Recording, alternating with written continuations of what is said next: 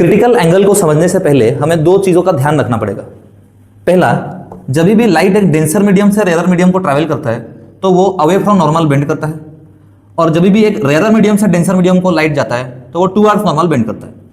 तो इसी के हेल्प से हम क्रिटिकल एंगल को समझेंगे। लेट्स से डेंसर मीडियम से रेयर मीडियम पे हमने इंसिडेंट करा है लाइट को, और यहां पे पॉइंट ऑफ इंसिडेंस पे हमें नॉर्मल ड्रॉ करना है। तो ये हो जाएगा मेरा एंगल ऑफ इंसिडेंस, और ये ओरिजिनल रे होना चाहिए था, लेकिन रिफ्रैक्शन की वजह से ये अवे फ्रॉम नॉर्मल बेंड करेगा तो कुछ इस तरीके से जाएगा, और ये जो एंगल बना वो है एंगल ऑफ रिफ्रैक्शन। तो यहाँ पे ध्यान देने वाली बात यह है कि अगर मैं एंगल ऑफ इंसिडेंस को धीरे धीरे बढ़ाते जाऊं तो जो एंगल ऑफ रिफ्रैक्शन है फ्रॉम नॉर्मल, ये अवे बेंड करते करते एक स्पेसिफिक वैल्यू पे 90 डिग्री बनेगा। तो एक ऐसा एंगल ऑफ इंसिडेंस होगा जिसको हम अभी C या फिर IC से डिनोट करेंगे, जिसके वजह से एंगल ऑफ रिफ्रैक्शन 90 डिग्री बनेगा। उसी एंगल को क्रिटिकल एंगल बोलते हैं।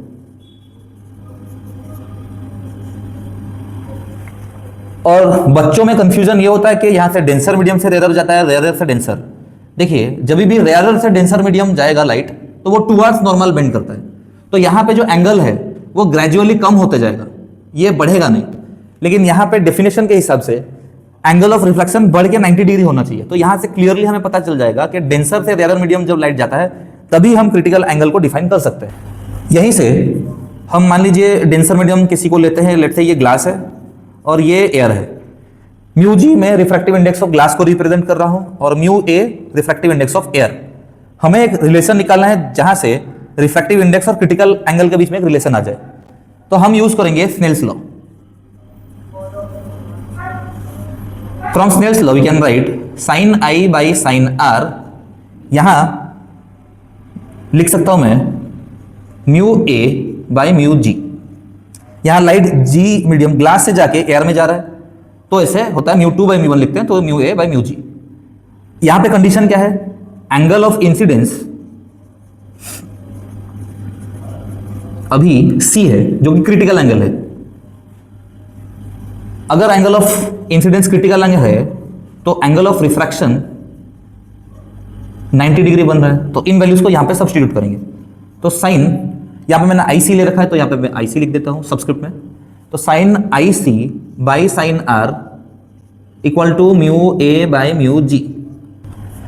तो यहां पे आर की जगह पे हमें 90 डालना है, तो sine IC by sine 90 is mu a by mu g. तो साइन IC, साइन 90 का वैल्यू 1 है, तो ये मिला मुझे mu a by mu g. और एब्सोल्यूट रिफ्रैक्टिव इंडेक्स के हिसाब से हम हमेशा refractive index of medium with respect to glass लिखते हैं। तो इसको मैं इनवर्स ले लूंगा, तो ये मिल जाएगा mu g by mu a equal to 1 by sine IC, जिसको मैं mu equal to 1 by sine IC लिखूंगा। This is the relation between refractive index and critical angle. अभी हम समझेंगे कि ये टोटल इंटरनल रिफ्लेक्शन क्या होता है। अभी हमने सीख लिया कि क्रिटिकल एंगल पे एंगल ऑफ रिफ्रैक्शन 90 डिग्री होता है। तो अगर यहां से मैं एंगल ऑफ इंसिडेंस को बढ़ाता हूं तो ये जो मेरा रिफ्लेक्टेड रे था अवे फ्रॉम नॉर्मल ही जाएगा, उसके पास और कोई ऑप्शन नहीं है, तो वो इंसिडेंट मीडियम में ही वापस आएगा। उसी को TIR बोलते हैं। किसी एक केस में अगर ये जो एंगल I है वो ग्रेटर देन क्रिटिकल एंगल बन गया तो ये जो मेरा रे है वो वापस उसी मीडियम में वापस आ जाएगा। और अभी ये रिफ्लेक्टेड रे है, तो यहां पे जो मैं R लिख रहा हूं वो एंगल ऑफ रिफ्लेक्शन है, जो कि एंगल ऑफ इंसिडेंस के साथ इक्वल होगा। और ध्यान रहे ये डेंसर से रेयर मीडियम होना चाहिए। इस फेनोमेना को टोटल इंटरनल रिफ्लेक्शन बोलते हैं।